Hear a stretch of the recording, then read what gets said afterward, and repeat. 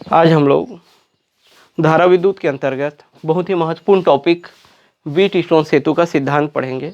यह topic exam के दृष्टिकोण से बहुत ही महत्वपूर्ण है। लगभग हर साल इस टॉपिक से प्रश्न पूछा जाता है।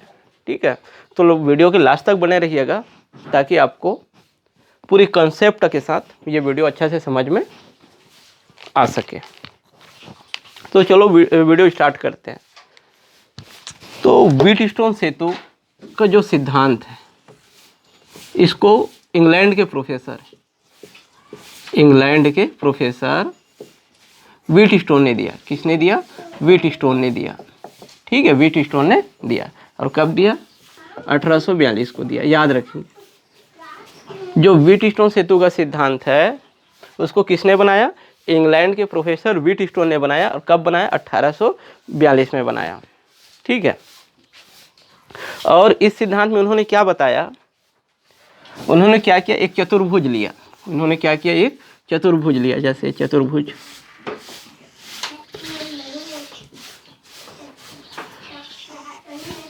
पी क्यू या ABCD लिख दिया अपन, A B C, ये पॉइंट C हो गया, ये पॉइंट D। एक चतुर्भुज लिया और इस चतुर्भुज में चार भुजा होती है। पहली भुजा ये हो गया, यहाँ से यहाँ तक। दूसरी भुजा ये हुआ, तीसरी भुजा ये हुआ, चौथी भुजा ये हुआ। तो इन्होंने क्या किया? एक चतुर्भुज की चारों भुजाओं में, एक भुजा में एक प्रतिरोध को जोड़ दिया, दूसरी भुजा में दूसरी प्रतिरोध को जोड़ दिया, तीसरी भुजा में तीसरी प्रतिरोध को जोड़ दिया और चौथी भुजा में चौथी प्रतिरोध को जोड़ दिया। ठीक है, तो कुल क्या किया उन्होंने? चतुर्भुज की चारों भुजाओं में चार प्रतिरोध को जोड़ दिया। मान लो ये प्रतिरोध P है, ये प्रतिरोध Q है, ये प्रतिरोध R है और ये प्रतिरोध S है। हमारे पास चतुर्भुज क्या है? चतुर्भुज ABCD। ठीक है, हमारे पास चतुर्भुज क्या है? ABCD। ठीक है, प्रतिरोध कौन कौन से लिए हम लोग? प्रतिरोध कौन कौन से लिए? P Q R S। चार प्रतिरोध लिए, P Q R S। इसमें से जो तीन प्रतिरोध है, प्रतिरोध P Q R ज्ञात प्रतिरोध है। क्या है? ज्ञात प्रतिरोध। तो प्रतिरोध जो X है वो अज्ञात प्रतिरोध है। क्या है ये? अज्ञात प्रतिरोध, जिसका मान हमको ज्ञात करना है। ठीक है, जिसका मान हमको ज्ञात है। व्हीटस्टोन सेतु का सिद्धांत किस उपयोग में लाया जाता है? किसी चालक की प्रतिरोध का मान ज्ञात करने के लिए। किसी चालक की प्रतिरोध का मान ज्ञात करने के लिए ये व्हीटस्टोन सेतु का सिद्धांत क्या किया जाता है? उपयोग या प्रयोग किया जाता है। ठीक है, तो जिस चालक का हमको प्रतिरोध ज्ञात करना है उसको इस भुजा में जोड़ देंगे। आ रही बात समझ में? बाकी की ये तीनों प्रतिरोध का मान हमको क्या होता है? ज्ञात होता है। अब प्रतिरोध R जो है, ये प्रतिरोध R जो है वो एडजस्टेबल प्रतिरोध होता है। क्या होता है? एडजस्टेबल प्रतिरोध।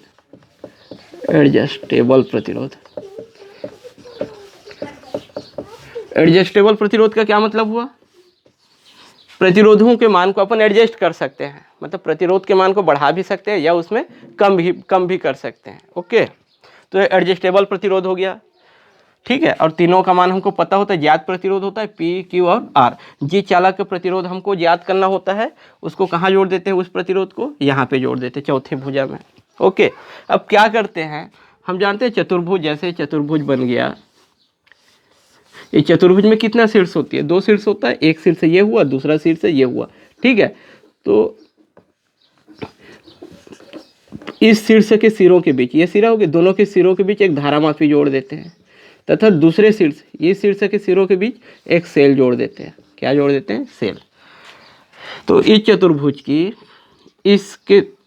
इस विकर्ण के बीच, इस विकर्ण में मतलब ये सिरा और ये सिरा के बीच एक धारामापी G जोड़ देते हैं। क्या जोड़ देते हैं? धारामापी G। ठीक है, तो यहाँ पे कुंजी लगा देते हैं।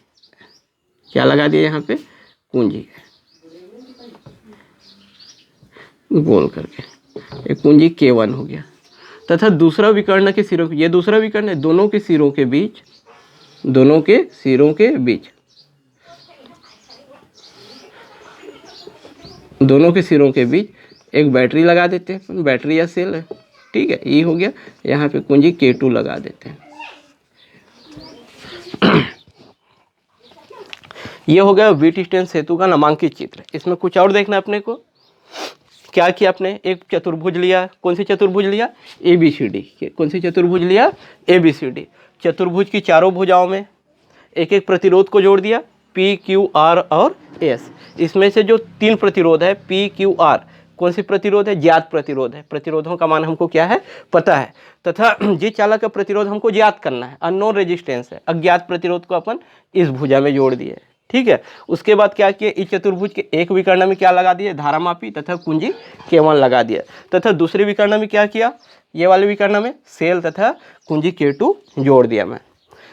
जैसे कुंजी K2 और K1 को लगाता हूँ, जैसे कुंजी K2 और K2 को लगाता हूँ, प्लग मतलब कुंजी K1 और K2 के प्लग को लगाता हूँ मैं, तो क्या होगा, इस परिपथ में धारा प्रवाहित होना प्रारंभ हो जाता है।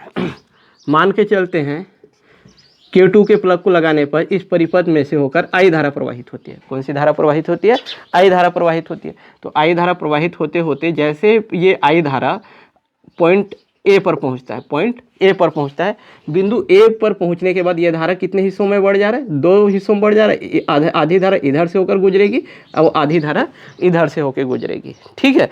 तो मान के चलता हूँ मैं भुजा AB में I1 धारा प्रवाहित हो रही है। भुजा AB में कौन सी धारा प्रवाहित हो रही है, I1 धारा प्रवाहित हो रही है, तथा भुजा AD में, AD है, भुजा AD में इस भुजा में से होकर I2 धारा प्रवाहित हो रही है। आ रही बात समझ में, I धारा पॉइंट A तक I धारा प्रवाहित हो रही है इधर से। जैसे ही I धारा पॉइंट A पर पहुंचता है, ये 2 हिस्सों में बढ़ जाता है, 2 हिस्सों में बढ़ जाता है। मतलब I धारा आ रहा है इधर से, ये पॉइंट जैसे पॉइंट A पर पहुंचा, ये आधी धारा इधर, आधी धारा इधर। तो मान के चलो इधर I1 धारा प्रवाहित हो रही है और इधर I2 धारा प्रवाहित हो रही है, ठीक है। दोनों को जोड़ दूंगा तो क्या, कौन सी धारा मिल जाएगा मेरे को, I धारा मिल जाएगा। कैसे, सपोज यहाँ से 5 एम्पियर की धारा प्रवाहित हो रही है। कितने एम्पियर की धारा प्रवाहित हो रही है, 5। इस बिंदु में पहुँचने तक ये 5 एम्पियर की धारा ही प्रवाहित होगी। जैसे इस बिंदु पर 5 एम्पियर की धारा बहेगा, ये 2 भागों में बढ़ जाएगा। मान लो इधर 3 एम्पियर की धारा प्रवाहित हो रही है, तो इधर कितने एम्पियर की धारा प्रवाहित होगी, 2 एम्पियर की धारा प्रवाहित होगी। और ठीक है, 3 की जगह मेरे पास क्या है, I1, और 2 की जगह मेरे पास क्या है, I2, और 3 और 2 को जोड़ दूंगा तो मुझे क्या मिल जाएगा, 5, ठीक है ना। तो इधर क्या होगा, I1 और I2 को जोड़ दूंगा तो क्या मिल जाएगा, I बराबर क्या हो जाएगा, I1 प्लस I2, ठीक है। मान के चलता हूं मैं इस धारामापी में से होकर IG धारा प्रवाहित हो रही है। कौन सी धारा प्रवाहित हो रही है, IG धारा प्रवाहित हो रही है। तो क्या होगा, देखो अब क्या हुआ, इसमें से होकर 1 एम्पियर की धारा प्रवाहित हो रही है। ये IG हो गया, क्या हो गया, ये IG। ये क्या हुआ, I1, ये क्या हुआ, I2, ठीक है।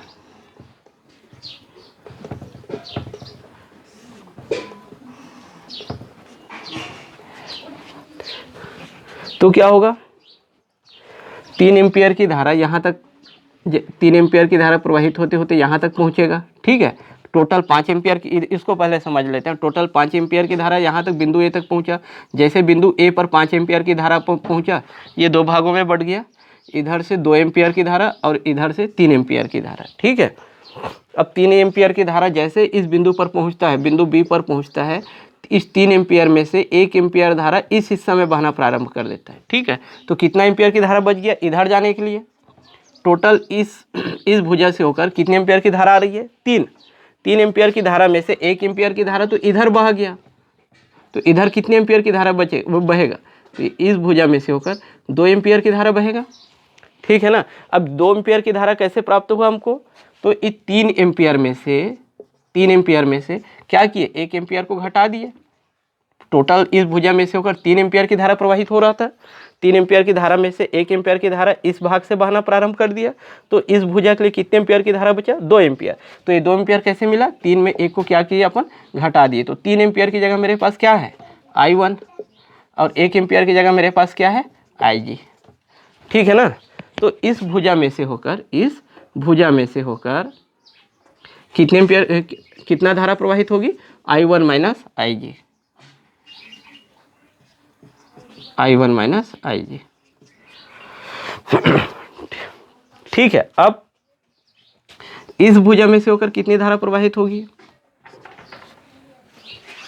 तो देखो इसके लिए यहाँ इस भुजा में से होकर I2 धारा प्रवाहित हो रही है। कितने धारा प्रवाहित हो रही है, I2 धारा प्रवाहित हो रही है। अब उदाहरण के लिए देखते हैं तो 5 एम्पियर में से 2 एम्पियर की धारा इस हिस्सा से प्रवाहित हो रही है, इधर आ रहा है, ठीक है, तथा 1 एम्पियर की धारा ऊपर से भी आ रहा है अपने को, BD, ये BD भुजा से जो अपने पास विकर्ण है BD, उसमें से होकर भी 1 एम्पियर की धारा आ रही है। तो इस जंक्शन डी पर टोटल धारा कितने हो जाएगी, इधर से 1 एम्पियर की धारा आ रहा है, इधर से 2 एम्पियर की धारा आ रहा है, तो यहाँ पे कितना टोटल धारा कितना हो जाएगा, 1 एम्पियर धन 2 एम्पियर, दोनों मिल जाएगा और दोनों मिलकर इस भुजा में प्रवाहित होगी। दोनों मिलकर इस भुजा में, तो कितने एम्पियर की धारा प्रवाहित हो जाएगी, 3 एम्पियर की धारा प्रवाहित हो जाएगी। ठीक है, तो 1 की जगह, इसके जगह हमारे, अच्छा इसको पहले लिख लेते हैं। तो इस जंक्शन पे टोटल कितने एम्पियर की धारा हो जाएगी, ये 2 एम्पियर की धारा और इधर से जो आ रही है 1 एम्पियर की धारा। तो 2 एम्पियर की जगह हमारे पास क्या है, I2, और 1 एम्पियर की जगह अपने पास क्या है, IG। तो इस भुजा में से होकर कितना धारा बहेगा, I2 प्लस IG। कितना बहेगा, इसको यहाँ लिख देता हूँ, इसको यहाँ लिख दिया, I2 प्लस IG। इस भुजा में से होकर कितना धारा बहेगा, I2 प्लस IG। ठीक है, तथा इस परिपथ में फिर से पॉइंट C पर कितना धारा प्राप्त होगा अपने को, यहाँ कितना मिला 3 एम्पियर और यहाँ कितना मिला 2 एम्पियर। तो इस पॉइंट C पर कितने एम्पियर की धारा फिर से प्राप्त हो जाएगा, अपने दोनों को जोड़ेंगे तो 2A प्लस 3A 5 एम्पियर। तो जो धारा अपन पॉइंट A पर मिला था, पॉइंट बिंदु A पर जो धारा अपने को मिला था, वही धारा कहाँ पे मिल रहा है अपने को, पॉइंट C पर।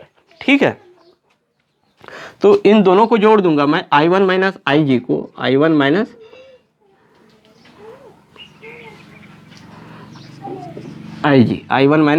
IG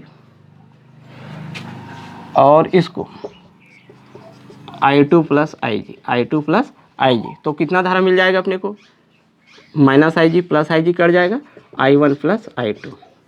कितना धारा मिल गया, I1 प्लस I2। और I1 और I2 को जोड़ूंगा तो कितना धारा मिल जाएगा मेरे को, I धारा ही मिल जाएगा। क्या मिल जाएगा, I धारा ही मिल जाएगा। मतलब जितना करंट इसको पॉइंट A को मिला था, उतना ही करंट किसको मिल रहा है, यहाँ पे पॉइंट C को मिल रहा है। तो ये पूरा व्यवस्था आपको आशा करता हूँ समझ में आया होगा। और यदि ये आपको समझ में आ गया तो इसका मतलब हुआ आपको व्हीटस्टोन सेतु का सिद्धांत पूरा समझ में आ गया। इसके बाद क्या करते हैं,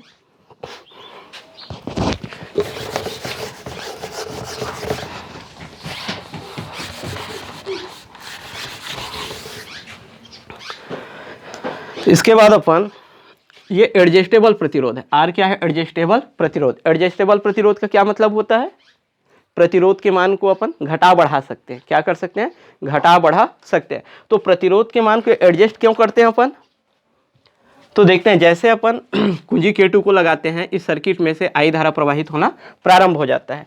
तो प्रारंभ में जब I धारा प्रवाहित होती है तो भुजा AB में I1 धारा प्रवाहित होती है, भुजा BD में कौन सी धारा प्रवाहित होती है, IG धारा प्रवाहित होती है, भुजा BC में I1 माइनस IG धारा प्रवाहित होती है, भुजा AD में I2 धारा प्रवाहित होती है, तथा भुजा CD में कौन सी धारा प्रवाहित होती है, I2 प्लस IG धारा प्रवाहित होती है। अब हमको क्या करना रहता है, ये इस भुजा में से होकर, मतलब इस भुजा में क्या लगा है, ये धारा मापी है जी। क्या है, धारा मापी। धारा मापी में से जो धारा प्रवाहित हो रही है, धारा मापी में से जो धारा प्रवाहित हो रही है, उस धारा के मान को हमको शून्य करना रहता है। उस धारा के मान को क्या करना रहता है, शून्य करना रहता है। धारा के मान को शून्य करना रहता है, मतलब जैसे ये धारा मापी हो गया, धारा मापी में एक संकेतक लगा रहता है। क्या लगा रहता है, संकेतक। तो जब ये धारा मापी है, क्या है, ये धारा मापी।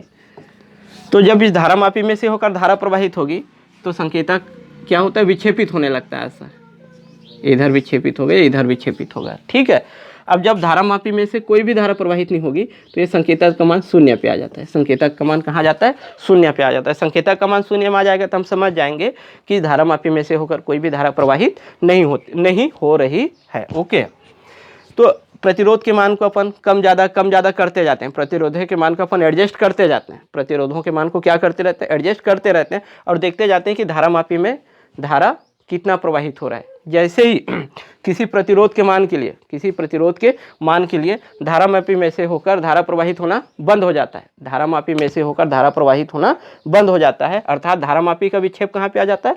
शून्य पे आ जाता है।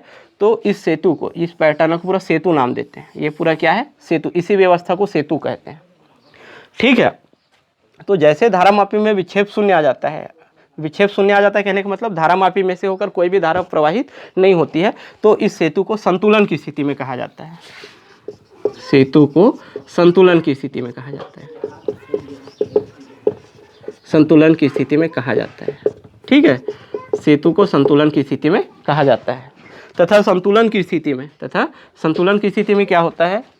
चतुर्भुज की दो संलग्न भुजाएं, इसकी संलग्न भुजा क्या हो जाएगी? ये याद रखना ना, इस भुजा की संलग्न भुजा ये, इस भुजा की संलग्न भुजा ये। ठीक है, तो इसकी संलग्न भुजा ये हो गया, इसकी संलग्न भुजा ये हो गया। तो अब मैं सिद्धांत बता रहा हूँ, व्हीटस्टोन सेतु का सिद्धांत क्या है। तो सेतु की संतुलन की स्थिति में, अच्छा, सेतु को संतुलन की स्थिति में कब कहा जाता है? जब धारामापी में से होकर कोई भी धारा प्रवाहित नहीं होता। जब धारामापी में से होकर कोई भी धारा प्रवाहित नहीं होता, तो उस स्थिति में धारामापी को संतुलन की स्थिति में कहा जाता है। तो सेतु की संतुलन की स्थिति में चतुर्भुज की संलग्न दो भुजाओं, मतलब ये भुजा और ये भुजा, संलग्न दो भुजाओं के प्रतिरोधों का अनुपात, इसका प्रतिरोध क्या है? P, इसका प्रतिरोध क्या है? Q। अनुपात का मतलब क्या होता है? अपान। तो ये P/Q। संलग्न दो भुजाओं के प्रतिरोधों का अनुपात अन्य दो संलग्न भुजाओं, इसके शेष दो अन्य भुजा दो प्रतिरोध बचा हुआ है और दो भुजा भी बचा हुआ है। ये एक भुजा हो गया, दो भुजा, तीन भुजा, चार भुजा। तो संलग्न दो भुजाओं के प्रतिरोधों का अनुपात अन्य शेष दो भुजाओं के प्रतिरोधों के अनुपात के बराबर होता है। ये R है, ये S है, तो इनका अनुपात किसके बराबर हो जाएगा? इनके अनुपात के बराबर हो जाता है। ठीक है, तो संतुलन की स्थिति में क्या होता है? संतुलन की स्थिति में जो P/Q है, इन भुजाओं के प्रतिरोधों का अनुपात इन भुजाओं के प्रतिरोधों के अनुपात के बराबर हो जाता है। ठीक है, यह हुआ व्हीटस्टोन सेतु का सिद्धांत। अब इसको लिखना कैसे अपने को? सिद्धांत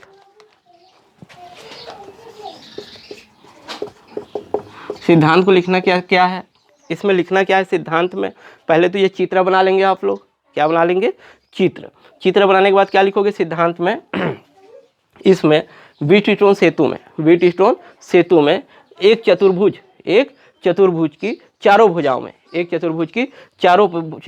में चार प्रतिरोधों कौन कौन सा? PQRS को क्या कर देते हैं? जोड़ देते हैं। क्या बोला? व्हीटस्टोन सेतु में एक चतुर्भुज की चारों भुजाओं में चार प्रतिरोधों PQRS को जोड़ देते हैं। ठीक है, तथा चतुर्भुज की एक विकर्ण में क्या जोड़ते हैं? धारामापी। तथा दूसरा विकर्ण में, पहले विकर्ण में क्या जोड़े अपन? धारामापी। तथा दूसरा विकर्ण के सिरों के बीच सेल और कुंजी को जोड़ देते हैं। तथा जोड़ने के बाद प्रतिरोधों के मान को इस प्रकार व्यवस्थित करते हैं कि धारामापी में विक्षेप शून्य हो। धारामापी में विक्षेप शून्य हो कहने का क्या मतलब हो? धारामापी में से होकर कोई भी धारा प्रवाहित न हो। तो उस स्थिति में सेतु को संतुलन की स्थिति में कहा जाता है। तथा सेतु की संतुलन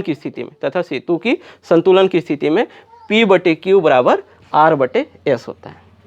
तथा सेतु की संतुलन की स्थिति में चतुर्भुज की दो संलग्न भुजाओं के प्रतिरोधों के अनुपात अन्य शेष दो भुजाओं के प्रतिरोधों के अनुपात के बराबर होता है। ठीक है, अर्थात संतुलन की स्थिति में करके लिख देना P/Q बराबर R/S। ये तो हो गया व्हीटस्टोन सेतु का सिद्धांत। अब इस सूत्र को हम लोग क्या करेंगे, प्रूफ करेंगे। क्या प्रूफ करना है हमको, P/Q बराबर R/S। अब इसको प्रूफ कैसे करते हैं, तो प्रूफ करने के लिए अपन मान लेते हैं, माना सेतु संतुलन की स्थिति में है, सेतु संतुलन की स्थिति में, माना सेतु संतुलन की स्थिति में है, अर्थात संतुलन की स्थिति में क्या होगा, धारामापी में से होकर कोई भी धारा प्रवाहित नहीं होगी, तो Ig का मान क्या होगा, 0 होगा, अर्थात Ig का मान क्या होगा, 0 होगा। अब हम लोग किरचॉफ के 2 नियम पढ़े थे। किरचॉफ के कितने नियम पढ़े थे, 2 नियम थे। पहला, किसी भी संधि पर मिलने वाली समस्त विद्युत धाराओं का बीजगणितीय योग शून्य होता है, और दूसरा नियम पढ़े थे हम लोग बंद लूप के लिए। तो लिखेंगे बंद लूप, एक ये बंद परिपथ दिख रहा है, A/B/D/A, बंद लूप A/B/D/A में, A/B/D/A में किरचॉफ की द्वितीय नियम से, किरचॉफ की द्वितीय नियम से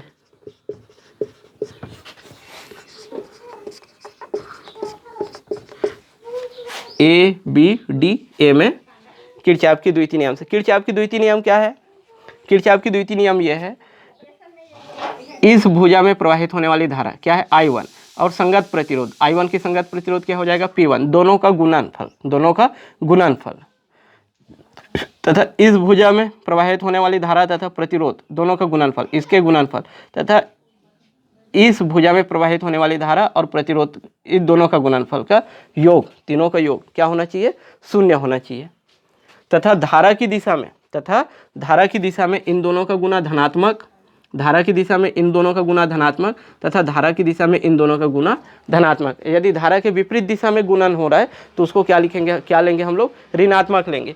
तो ये वाला I1 और P का गुना करूंगा तो ये धारा की दिशा में हो रहा है, तो क्या हो जाएगा, I1P, धनात्मक लेंगे इसको, I1P।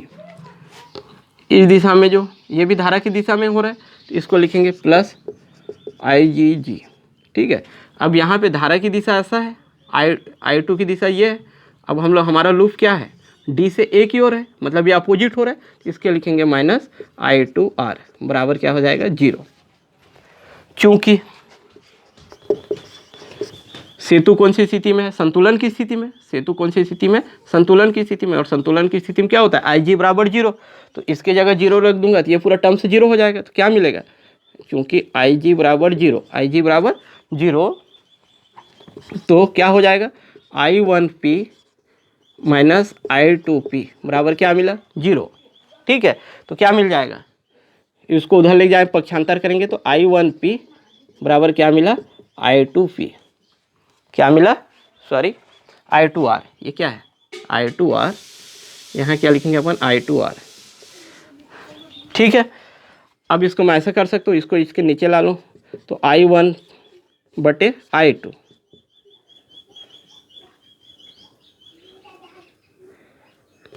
इसको रहने दो, ये नहीं करते अपन। ये हो गया अपना समीकरण नंबर 1। क्या हुआ, समीकरण नंबर 1 क्या मिला, I1P बराबर I2R। किस में लिए अपन, बंद लूप A/B/D/A में, ठीक है। अपने पास एक बंद लूप और है B/C/D/B में, B/C/D/B में, इसको इधर लिखते हैं अपन,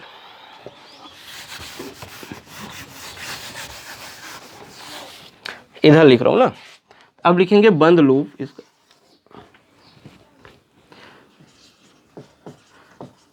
बंद लूप क्या मिला, बंद लूप B/C/D/B में, B/C/D/B में, ठीक है, B/C/D/B में, किसमें, किरचॉफ के द्वितीय नियम से, किरचॉफ की द्वितीय नियम से। क्या है किरचॉफ का द्वितीय नियम, इस भुजा से प्रवाहित होने वाली धारा और उसका संगत प्रतिरोध का गुणनफल, इस प्रतिरोध में से प्रवाहित होने वाली धारा और संगत प्रतिरोध का गुणनफल, इस प्रतिरोध में, अरे इस भुजा में से प्रवाहित होने वाला धारा और प्रतिरोध का गुणनफल, सबको जोड़ूंगा, ठीक है। तो कितना आएगा, 0 आएगा। और धारा की दिशा में गुणनफल धनात्मक, और धारा के अपोजिट दिशा में गुणनफल क्या होगा, ऋणात्मक। तो ये धारा की दिशा में हो रहा है, तो इसमें कौन सी धारा प्रवाहित हो रही है, I1 माइनस IG धारा प्रवाहित हो रही है। प्रतिरोध क्या है अपने पास, Q। ठीक है, यहाँ पे कौन सी धारा प्रवाहित हो रही है, I2 प्लस IG। कौन सी धारा प्रवाहित हो रहा है, I2 प्लस IG। और यहाँ पे प्रतिरोध का मान क्या है अपने पास, S। और देखो हमारा जो लूप है वो क्या है, B से C और C से D, मतलब हमारा लूप इस दिशा में आ रहा है और धारा इस दिशा में प्रवाहित हो रहा है, तो दोनों जस्ट अपोजिट है। यहाँ क्या है साइन लगेगा, माइनस। फिर लूप D से B की ओर है और धारा इस दिशा में प्रवाहित हो रहा है, तो ये भी क्या हो जाएगा, माइनस। इस भुजा में से होकर धारा IG और प्रतिरोध क्या है अपने पास, G, तो ये भी क्या हो जाएगा, 0। चूंकि क्या लिखेंगे, चूंकि IG बराबर 0। सेतु कौन सी स्थिति में, संतुलन की स्थिति में। संतुलन की स्थिति में IG बराबर क्या होता है, 0। तो क्या मिलेगा अपने को, ये जो I1 का पहले G से गुना होगा तो क्या मिला, I1G, I1Q है, I1Q। IG का मान 0 है तो ये पूरा टर्म से 0 हो जाएगा, माइनस क्या मिलेगा, I2S। फिर IG और S का गुना होगा तो IG का मान क्या है, 0। यहाँ पे IG का मान 0 रख देंगे तो क्या मिलेगा, I2S। ठीक है, ये तो 0 ही हो जाएगा, बराबर क्या मिला, 0। ठीक है, अब पक्षांतर कर दिए तो क्या मिला, I1Q बराबर I2S। ये हो जाएगा समीकरण नंबर 2। समीकरण नंबर 2, ये समीकरण 1 मिल गया और ये समीकरण 2 मिल गया। अब क्या करेंगे, समीकरण 1 भागित समीकरण 2 से, समीकरण 1 भागित समीकरण 2 से, समीकरण 1 को 2 से भाग देंगे तो 1 के लेफ्ट साइड क्या है हमारे पास, I1P बटे क्या हो जाएगा, I1Q। ठीक है, इसके राइट साइड में क्या है, I2R बटे क्या हो जाएगा, I2S। I1 से I1 कट हो जाएगा, I2 से I2 कट हो जाएगा, क्या मिला, P बटे Q बराबर R बटे S। ठीक है, यही प्रूफ करना था हमको, P बटे Q बराबर R बटे S। ये व्हीटस्टोन सेतु का सिद्धांत प्रूफ हो गया। ठीक है, तो व्हीटस्टोन सेतु के सिद्धांत से हमने क्या समझा, जब संलग्न दो भुजाओं के प्रतिरोधों का अनुपात, दो भुजाओं के प्रतिरोधों का अनुपात मतलब P बटे Q अन्य शेष दो भुजाओं के प्रतिरोधों के अनुपात के बराबर होता है, इसके बराबर होता है, तो उस स्थिति में इस धारा मापी में से होकर कोई भी धारा प्रवाहित नहीं होता। कहने का मतलब इसका बटा ये अपने पास जो 4 प्रतिरोध है P Q R S, तो ये बटे ये P बटे Q R बटे S के बराबर कब होगा, जब इसमें से प्रवाहित होने वाली धारा का मान क्या होगा, 0 होगा। इसमें से होकर धारा प्रवाहित होने, इसमें से होकर कोई भी धारा प्रवाहित नहीं होगी, तो उस स्थिति में होगा P बटे Q बराबर R बटे S। ये व्हीटस्टोन सेतु का सिद्धांत प्रूफ हो गया। आशा करता हूँ आपको टॉपिक समझ में आया होगा। यदि वीडियो आपको अच्छा लगे तो चैनल को लाइक और सब्सक्राइब और कमेंट जरूर करिएगा। ठीक है, thank you for watching this video.